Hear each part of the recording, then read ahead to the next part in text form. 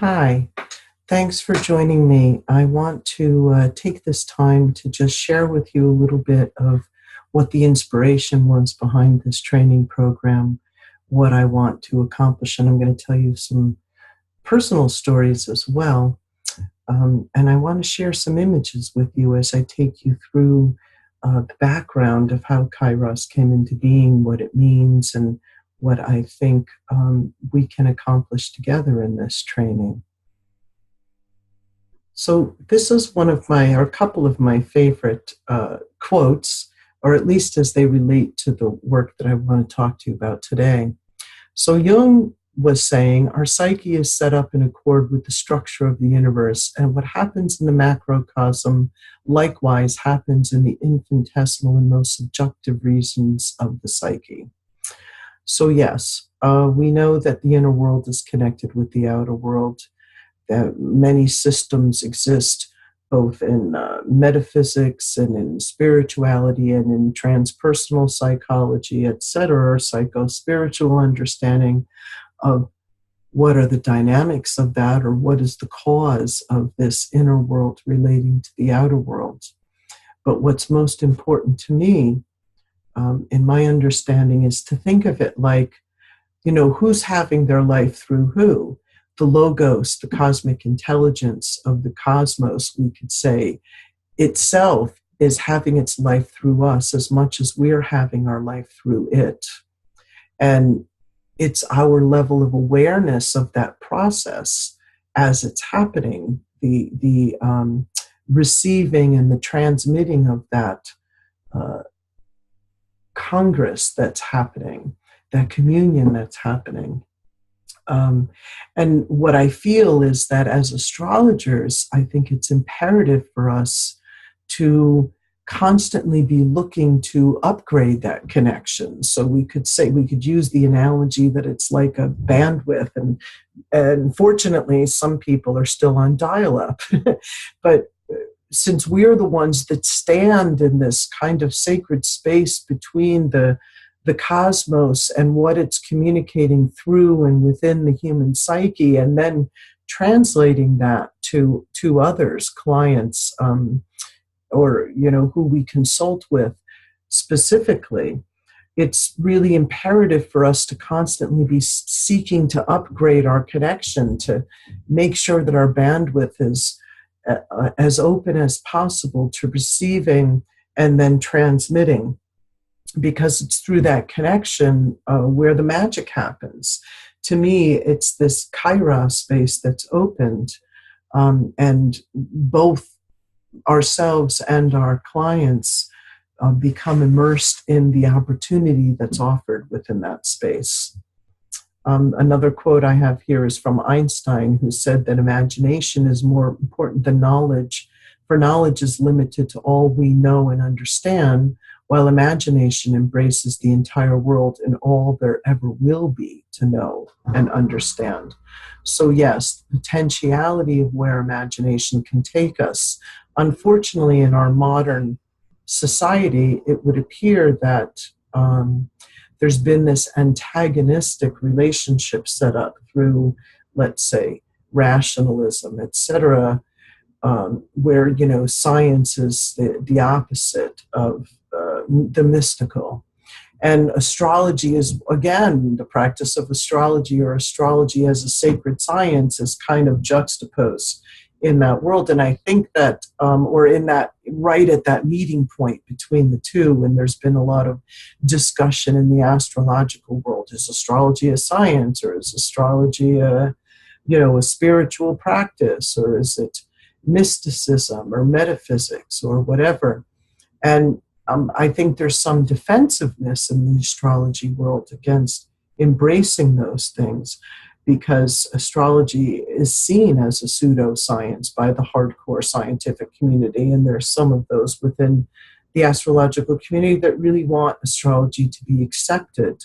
And, I agree with that, but I think that we don't have to sell our soul in the process of doing that, and that being able to embrace the mystical with the rational and practical and provable is a place where we can really shine as astrologers, or even our whole field of study, if we could embrace that.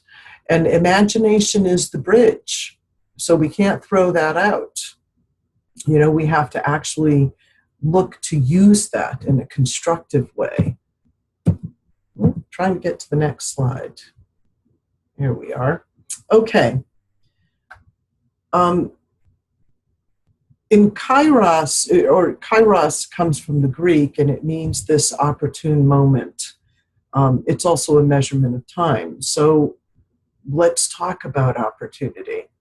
When I think of what happens between, in each consultation with a client, there exists this opportunity for some breakthrough, some healing, or some fulfillment of whatever the potential or the intention was that was set for the reason for this person coming to a consultation.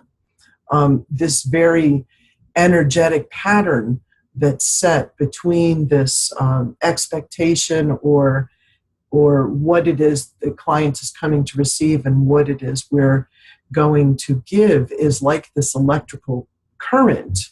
It's a current between the two, but that current is also open to something that's greater than the two. So the symbol that I have up here, probably aware of, is the Vesica Pisces, which is an ancient mystical symbol that represents, amongst many things, the union of two to create a third. In some systems, it's like God and Goddess creating offspring, or spirit uniting with matter to create consciousness or soul as the outcome. It's also been seen as the great cosmic yoni, the vulva, the point of all pervasive potentiality.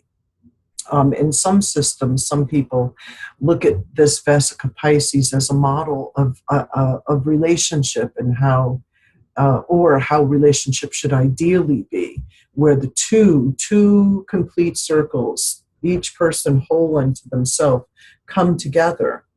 And by that coming together, this third thing is created between the two of them. And it's imperative that they be complete unto themselves, because when somebody's incomplete unto themselves, this, again, in the context of relationship, when somebody's an incomplete circle, then they're looking for the other to complete them. So this is, as I said, often used as a model of ideal relatedness. This is what happens within our consultation room. And to me, this space between is the Kairos space. So it would seem to me to not even be said, or that we don't even have to say it, that as astrologers, we should be intimately aware of this space and have conscious facility in harnessing it and utilizing it to the purpose of our science and our practice and our intention with our clients. So like I said, this is where we meet, in this space between this Kairos space, where there's all pervasive potentiality. And what I want to do in this training is introduce you to different theories and methods and techniques and things that I've used over the years that expand our awareness of what is happening between the two, and the potentiality of what can happen within this space in the third. This is a quote from Anne Baring, who's an author. The particular book that I'm quoting here is called The Dream of the Cosmos, A Quest for the Soul. And she says that instinctive knowledge of the holy unity of all things, reverence for the interconnection of all aspects of life, trust in the power of the imagination and the faculty of the intuition, all this as a way of relating to life through participation rather than through dominance and control, has almost been lost. Well, thank goodness she said almost. It's hopeful. And this is something that I am very aware of within the Kairos training. And part of the intentionality of this training is to bring us back to some deep remembering of our roots, but not I'm not talking about the roots of astrology, the history of astrology, or even, going back into through astrological interpretation, modern or, you know, uh, medieval or ancient methods, but by digging deeper into our collective primordial ancestry. Let's say that the psychic inheritance that we have that remembers when we lived in kind of more conscious connection. We carry this deep within us, and it feels like as a society we've become collectively dissociated from that connection, in lieu of rationalism and all of the great things that technology and modern life give us. There's been, in some ways, a loss, an estrangement of that ancestral, what I would call our ancient ancestral inheritance or our collective primordial ancestry.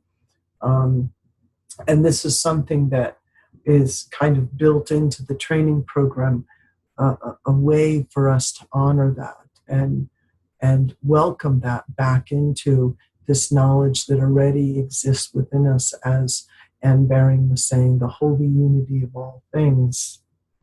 I mean, our very practice of astrology is based on that. There is no observable, measurable, scientific, hard scientific reason why Uranus affects the human psyche. It has no observable pull or anything on, or at least by the instruments we have today. But we do know within the human psyche and in the world of meaning that there is the holy unity of things. So I want to share with you this story. This is how I came to actually download the whole Kairos training program. I was in Vermont, and I'd heard of, there's all these megalithic sites all over New England, and I had heard of one particular one that was near me, but I couldn't find any location on it. And it was, I forget what it was called, and of course what it is or how it has been used in the past and by which people is hotly debated. Again, the scientific world and then all the mystics or the New Agey people had their own interpretations, often at odds with each other. Anyway, I was very interested in it, but nobody would reveal the location. And it's supposed to be like this well-kept secret. So I decided to do some intuitive driving. And I actually came really close to it. I was right around the area, and I ended up walking and then finding this chamber, getting out of my car and then finding this chamber. And I went into it very respectfully, and as I often do when I am in places that, are sacred spots, I kind of use what I call psychic archaeology and like to just let images and the stories of the land and the place start to come to me. So I was in that space, kind of dreaming into this chamber when I actually kind of considered that this chamber was possibly used for dream work, among other things that I discerned in there.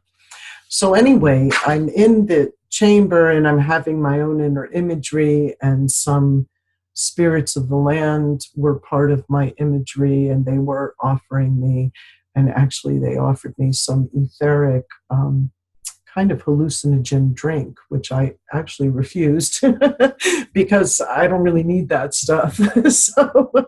So maybe I should have taken it. But anyway, I didn't. And then instantly my consciousness went out this portal, or became aware of this portal, because I was laying here and there's this space in the back. And then it was daytime when I was doing this, but I then saw this circle of stars in the sky, and it came down like this and came down on my head.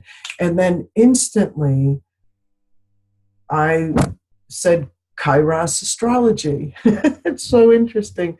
I'd never even thought of it, but this is how I get stuff. Maybe it's my Mercury in Sag that is actually conjunct the galactic center. So I kind of get everything all at once. And then I work out the details. And so literally the whole thing came to me at once, that all of these techniques and things that I'd been using over the years in trance state therapy with clients, over 20 years of romping around in the human psyche, and also applying these different methods and ideas within, within astrological consultations, to deepen the experience of what's being communicated, to bring it more into the experiential, so that the person's really getting it, and then also pulling their own wisdom and knowledge out of themselves, that all of this was teachable, and that all of this was what was going to be Kairos astrology. So and I had a whole bunch of other stuff happen during this journey, but I'm not sharing that. And so when I left there, I was curious about this circle of stars, because I didn't know anything about it. And I went home, and I also I found somebody online when I went home that knew about this site, and I called him because he had brought indigenous elders there, and he was reluctant to kind of reveal information about it. Again, it's this big secret. But then he realized, oh, I'm one of him, and so he started to share some stories about the place and things he had experienced and what the indigenous elders had said about it. But he told me that it was aligned to the winter solstice. And then I realized that I had seen these. Anyway, I don't want to get too far into it. So then I looked up the circle of stars, and I realized that it's this winter. It's called an asterism. It's the winter circle, which is actually most prominent starting around the winter solstice and into the deep winter.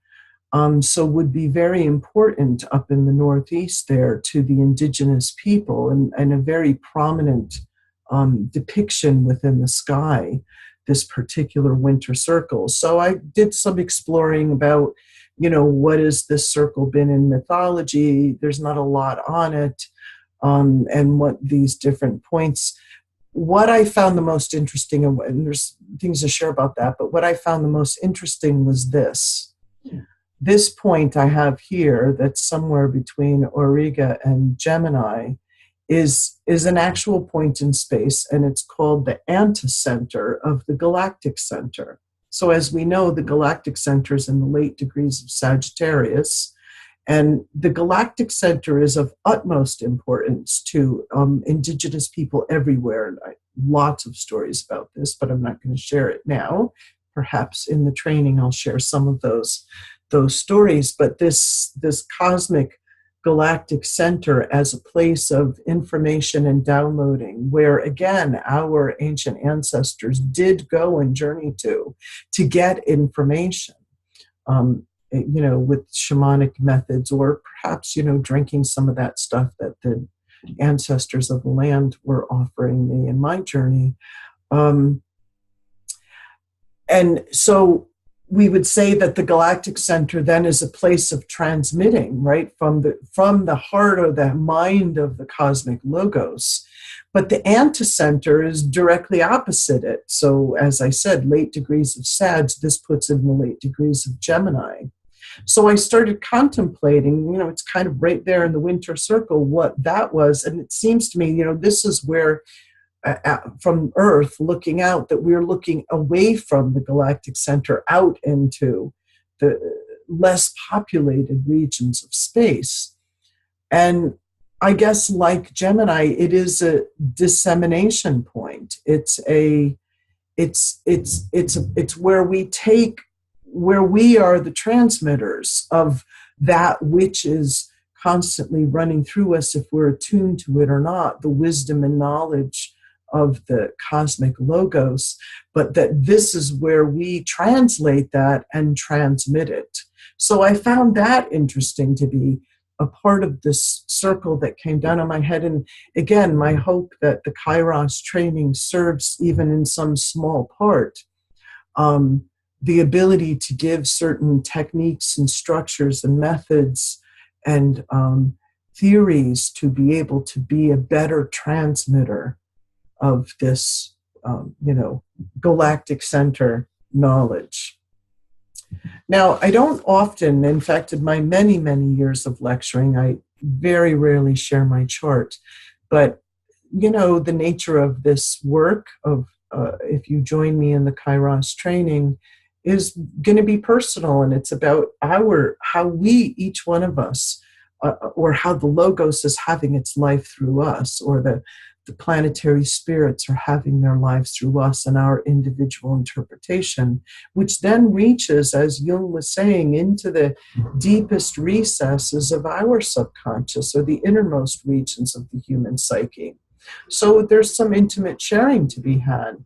So anyway, in the spirit of that, I want to share with you a journey that I did. But I want to make a few points here first, because just so you understand, I was not thinking this when I made the journey, but this was the date. And you can see I'm pointing out Neptune here. And Neptune had recently been all over my moon, opposing this, coming into orb of squaring this, trining over here, and had recently conjuncted this, and is applying to my ascendant-descendant axis. So basically, for many years, I've been Neptunized, and still am being Neptunized for quite a while, until it gets into its late degrees and finishes up. But so as a result of that, you can imagine Neptune's been spilling out in all areas of my life, because it's touching almost every planet in my chart by transit. So one instance was coming up for me of that kind of Neptunian energy through a colleague of mine. Now, again, I wasn't thinking any of this. I wasn't thinking astrology at all when I decided to employ some of these methods to explore what was arising between she and I.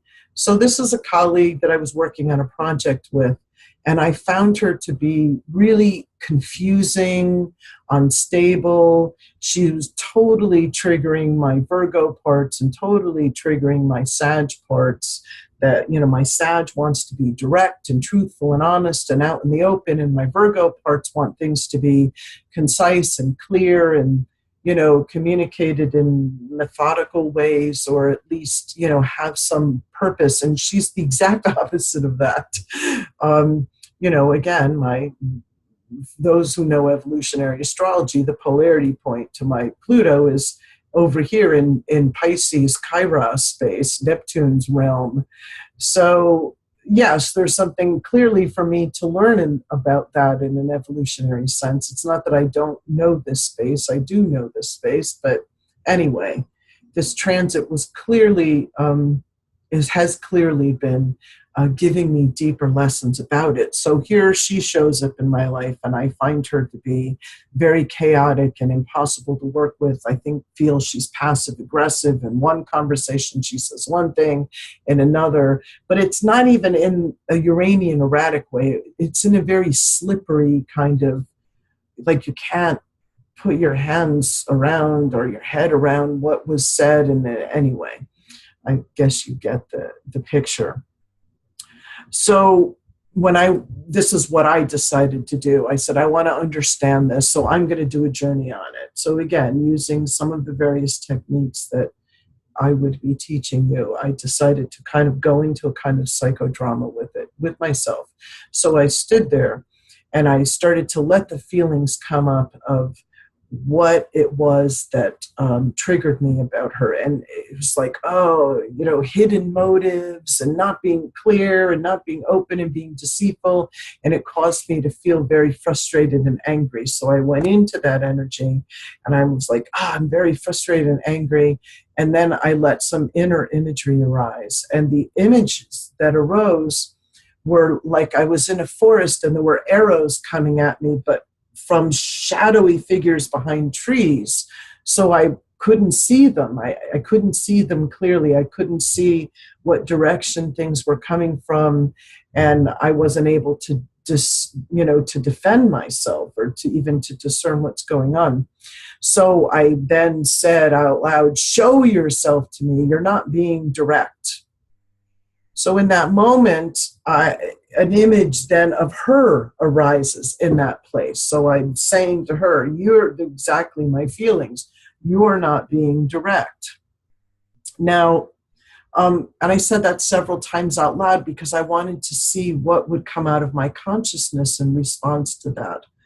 Or what would come out of this image of her in response to that. What I got, though, when I was in this flow, I guess, was a kind of flow guidance where I was kind of urged to go over and take her point, take her position, which is actually it's a Gestalt technique. So I switched places with her, and I guess what my guides were trying to point me to was owning some of my own shadow that I was unaware of. Again, I wasn't necessarily thinking of this in the moment, just doing it. So I went into this point where she was standing then, and I moved and I, put my hand on my chest. I said, I am not being direct. I am not being direct. And honestly, it was really hard for me to take it in because I'm quite identified with my Virgo and Sag parts. My Sag wants to be there. And, interestingly, if you look at the chart in a way, in evolutionary astrology, we would say that this is more spontaneously, the ascendant is more instinctively who you are and who you act in a more unconscious way. And this is more of the constructed persona that you then, shows society. But this is more of your descendant point is more of a construction, consciously constructed, as opposed to oops, sorry, I went the wrong way. Oh, darn it. I want to go back. That this is more, something that happens spontaneously and even takes some time for you to become aware of your own ascendant. So my constructed persona is very Virgo. I'm orderly and I'm practical and I have these, I like things. Anyway, I'm not saying I'm obsessive compulsive, but I have my Virgo parts. So it's really hard for me to own this in the moment. So I'm like, I want to be congruent and efficient, and I'm not direct. So I'm not direct.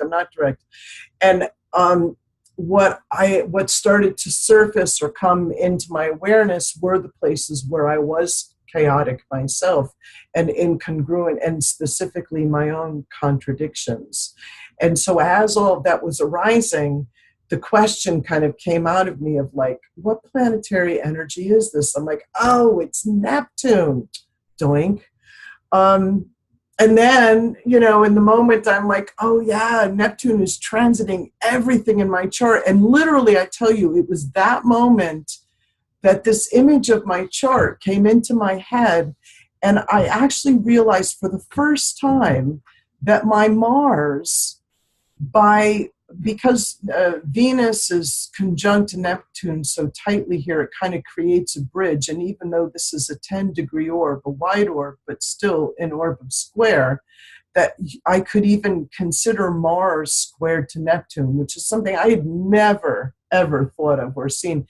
But you know how that is with Neptune in your chart. You rarely see those things. And I mean, how long have I been doing astrology that I never actually noticed that?